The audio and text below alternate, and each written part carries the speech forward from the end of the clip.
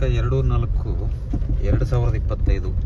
ಇವತ್ತು ಬೀಚನಹಳ್ಳಿ ಅಂತ ಸೋಲೂರು ಅಂದರೆ ಕುಣಿಗಲ್ ರೋಡ್ನಲ್ಲಿ ನೆಲಮಂಗಲದಿಂದ ಸುಮಾರು ಒಂದು 15-20 ಕಿಲೋಮೀಟ್ರ್ ಬಂದಿದೆ. 20 ಕಿಲೋಮೀಟ್ರ್ ಬಂದಿದ್ದೇನೆ. ಆ ಊರಿಗೆ ಹೋಗ್ತಾ ಇದ್ದೇನೆ. ನೋಡೋಣ ಅಲ್ಲಿ ಏನು ಹೇಳ್ತೀನಿ, ಏನಾಗುತ್ತೆ, ಏನಾಗಬಹುದು, ಅಲ್ಲಿ ಹೇಳಿದ್ದು ನಿಜ ಅನಿಸುತ್ತಾ, ವಾಸ್ತು ಎಷ್ಟು ಪ್ರಬಲವಾಗಿದೆ ಅನ್ನೋದನ್ನು ಹೇಳಕ್ಕೆ ಹೋಗ್ತೀನಿ. ಸರಿ, ಓಕೆ, ಹೋಗ್ತಾ ಇದ್ದೀನಿ. ನೋಡೋಣ, ವೇಟ್ ಆ್ಯಂಡ್ ಸಿ.